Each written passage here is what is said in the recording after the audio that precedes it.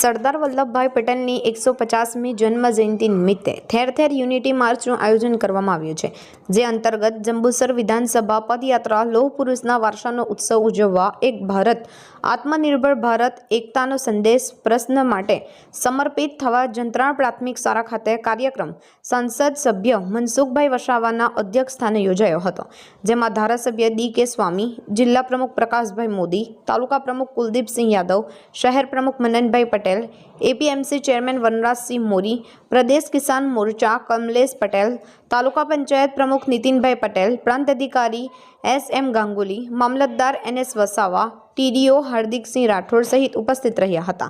સ્વાગત પ્રવચન પ્રાંત અધિકારી એસ.એમ. ગાંગુલી દ્વારા કરાયું હતું. આ પ્રસંગે મનસુખભાઈ વસાવાએ જણાવ્યું કે સરદાર પટેલના જીવનમાંથી પ્રેરણા લેવાની છે. તેમણે બધાને એક કર્યા, તેમાં મોટું યોગદાન હતું. વર્તમાન અને આવનાર પેઢી એક થઈ નાત જાતનો ભેદભાવ ભૂલ્યા વગર યોગદાન આપે, ભારત દેશનો સમગ્ર વિશ્વમાં વિકાસ થાય, પ્રભુત્વ વધે, તે માટે સરકાર દ્વારા વિવિધ યોજનાઓ થકી દરેકને સમાન વિકાસ થાય, તે માટે વડાપ્રધાન નરેન્દ્ર મોદી કાર્ય કરે છે. આર્થિક ક્ષેત્રે દેશ પ્રગતિ કરી રહ્યો છે. 2014માં દેશને વિકસિત ભારત બનાવવાનું છે. દેશની એકતા બની રહે અને સંગઠિત થઈ કાર્ય કરીશું તો ભારત દેશ વિકસિત દેશ બનશે. ભાજપ સરકાર દેશને વિકાસના માર્ગે લઈ જવા રચનાત્મક કાર્યો કરી રહી છે. દરેક ક્ષેત્રમાં વિકાસ થાય તે માટે કાળજી રાખવી પડશે. દરેકને રોજગારી મળે તે માટે સરકાર કટિબદ્ધ છે. દેશમાં બનેલા સ્વદેશી વસ્તુનો ઉપયોગ કરવા અપીલ કરી જંબુસર પંથકમાં ઔદ્યોગિક ક્ષેત્રે વિકાસ થઈ રહ્યો છે.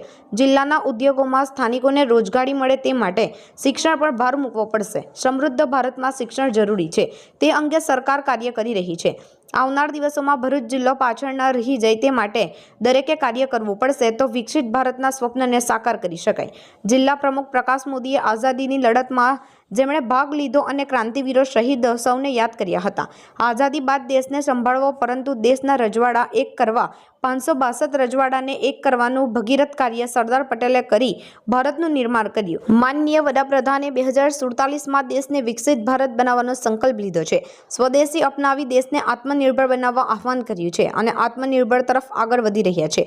સરદાર પટેલ લોખંડી પુરુષના જીવન આધારે આવનાર પેઢી યાદ કરે છે, તે માટે સરદાર પટેલ યુનિટી માર્ચ શરૂ છે તેમ જણાવ્યું હતું. કાર્યક્રમના અંતમાં વ્યસન મુક્તિ અને પ્રતિજ્ઞા પત્રનું વાંચન કરી દરેકે પ્રતિજ્ઞા લીધી હતી.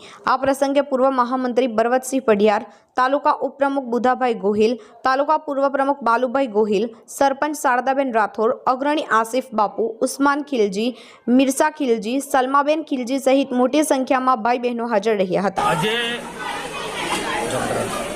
જંત્રાણ ગામે યુનિટી માર્ચ જંબુસર વિધાનસભા પદયાત્રાનો કાર્યક્રમ યોજવામાં આવ્યો.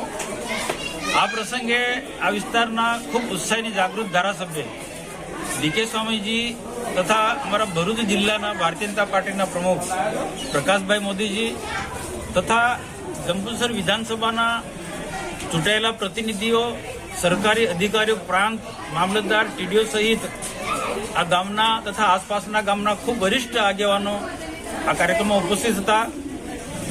અહીંયા અમારા ડી.કે. સ્વામીજી તથા પ્રકાશભાઈ મોદી તથા અમે ઉપસ્થિત લોકોને દેશના પ્રધાનમંત્રી નરેન્દ્રભાઈ મોદી સાહેબના યુનિટી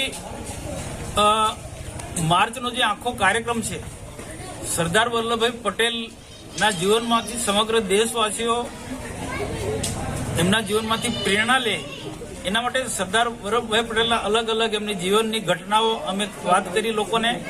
અને આ પદયાત્રાનો એક જ ઉદ્દેશ્ય છે કે સમગ્ર દેશ એક સંગઠિત બને, સરદાર વલ્લભભાઈ પટેલમાંથી પ્રેરણા લઈને સંગઠિત બને અને 2047માં દેશને વિકસિત ભારત બનાવવા માટે દેશના પ્રધાનમંત્રી અલગ અલગ વિકાસલક્ષી યોજના લઈને ચાલી રહ્યા છે. એમાં કૃષિ ક્ષેત્ર હોય, પશુપાલનના ક્ષેત્રે હોય, રોજગાર ધંધાના ક્ષેત્રે હોય, કે પછી ઔદ્યોગિક ક્ષેત્ર હોય, કે શિક્ષણના ક્ષેત્રે, કે એક એક ક્ષેત્રમાંથી લોકોને સરળતાથી રોજગાર ધંધા મળી રહે. અને એમાં ખાસ કરીને વિદેશી પર દેશના પ્રધાનમંત્રી અને ભારત સરકાર આગ્રહ રાખે છે. આ બધી જ બાબતોને આવરી લીધી અને દેશ 2047 સુધીમાં કઈ રીતના વિકસિત ભારત બને, અને એક દેશના પ્રધાનમંત્રી નહીં, સમગ્ર દેશવાસીઓ ગામે ગામ એક સંગઠિત થઈ અને સરકારની અલગ અલગ યોજનાનો લાભ લઈ અને સાચા અર્થમાં દેશને વિકાસના માર્ગે લઈ જવા માટે બધા જ લોકોએ જાગૃત થવું પડે. આ કોઈ યુનિટી માર્ચ યા પદયાત્રા કોઈ પોલિટિકલી નથી, પણ દેશને એક કરવાનું આ ભગીરથ કાર્ય છે.